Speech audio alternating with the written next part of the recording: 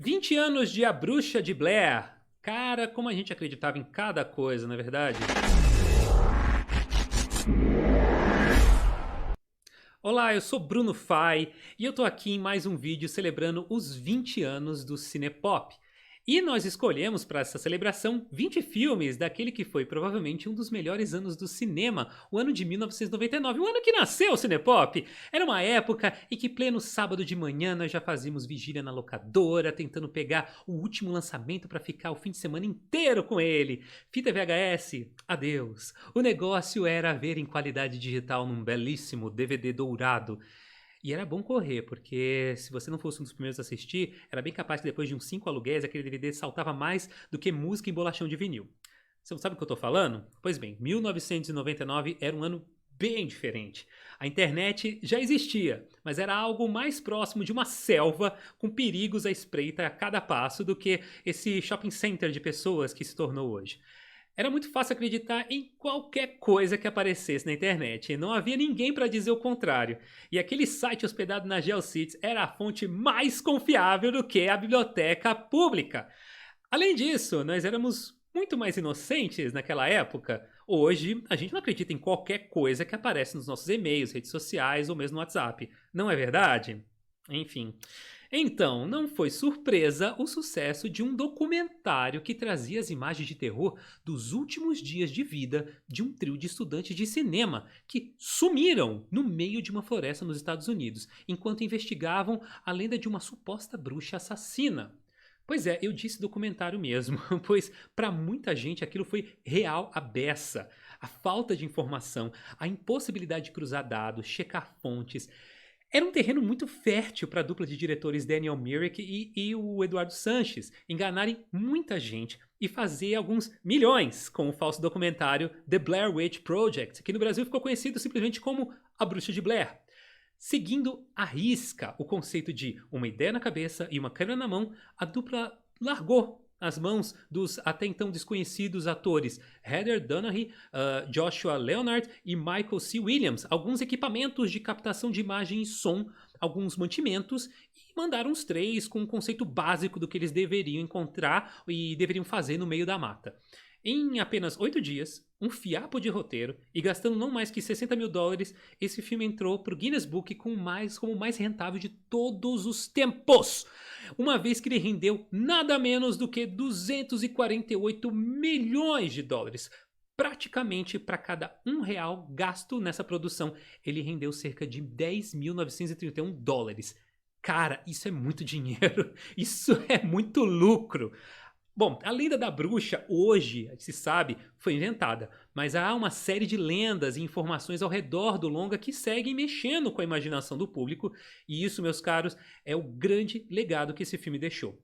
Falsos documentários, ou mockumentary, como é conhecido hoje em dia, nunca foram uma novidade. Filmes como Isso é Spinal Tap, de 1984, uma sátira às famosas turnês de rockstar dos anos 80, o clássico A Hard Day's Night, de 1964, onde supostamente acompanhamos o dia a dia dos integrantes da banda Beatles, tudo de mentirinha, e até o mais conhecido caso em que a realidade e a ficção cruzaram linhas bem tênues quando Orson Welles transmitiu pelo rádio em 1933 A Guerra dos Mundos e levou uma série de pessoas a entrar em pânico, acreditando mesmo que a Terra estava sendo invadida, estava sendo atacada. Mas talvez a grande inspiração para A Bruxa de Blair, o filme em si, tenha sido o controverso filme italiano Cannibal Holocaust, de 1980, que inclusive chegou a ser proibido na Itália sob a acusação de ser um snuff movie, com rumores de que vários dos atores foram efetivamente mortos durante as filmagens. O longa trazia uma trama que lembra em alguns aspectos o filme americano. Sabe como é? Um grupo de documentaristas some uma floresta, mas o material com as filmagens é resgatado, montado e exibido. Percebe? Mas nenhum deles teve a oportunidade de usar um veículo ainda tão novo, fresquinho e inexplorado como a jovem internet. Existia então um potencial tremendo no poder de conexão da internet. Tinha a ausência do entendimento sobre o que nós podíamos ou não aceitar como verdade e até um certo culto ao controle, não da informação em si, mas do acesso a ele. Se conectar para a maior parte das pessoas do mundo ainda era uma coisa muito difícil, complicada e muito cara. A vila global vislumbrada por McLuhan ainda estava engatinhando naquela época. Estima-se que até dezembro de 1999 a rede mundial contava com não mais do que 248 milhões de usuários. Parece muito, não é verdade? Mas já agora, em junho deste ano, a estimativa é de que nós já somos mais de 4,4 bilhões de pessoas online. Então, dá para ter uma ideia de como essa conjuntura de fatores foi determinante para o fenômeno Bruxa de Blair. Hoje seria muito difícil alcançar o mesmo sucesso, a mesma mobilização, visto que o universo de redes sociais, por exemplo, matariam rapidamente a charada proposta pelo filme.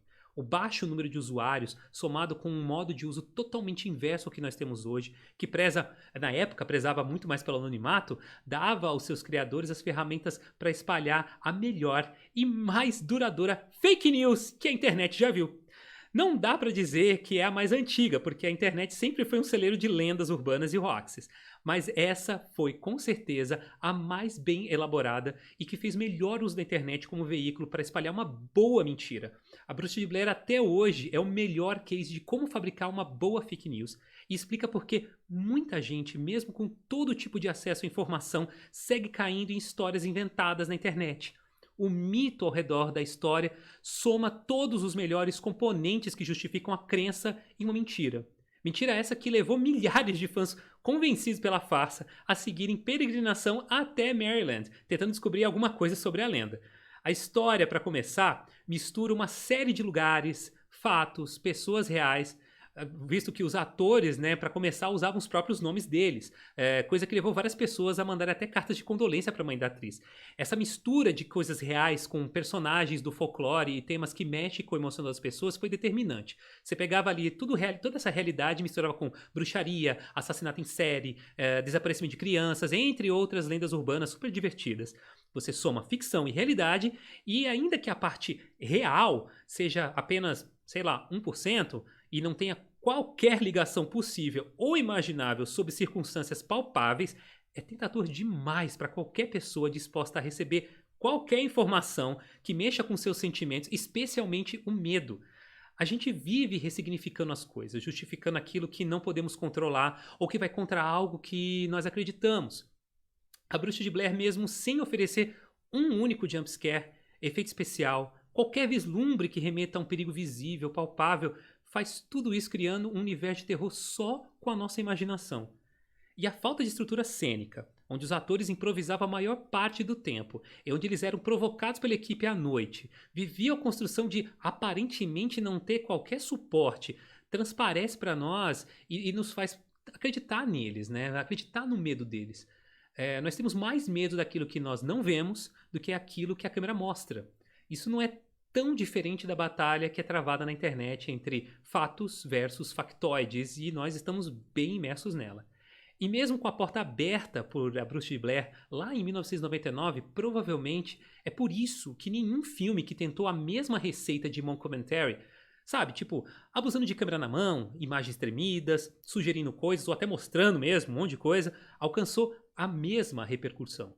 Afinal, a graça não é tentar parecer real, não é fazer de conta, não é fingir, mas é nós acreditarmos que aquilo é real.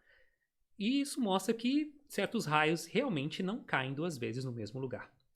Bom, eu vou ficando por aqui. Esse foi o nosso vídeo, nosso segundo vídeo dos 20 filmes que marcaram o ano de 1999 para os 20 anos do Cinepop.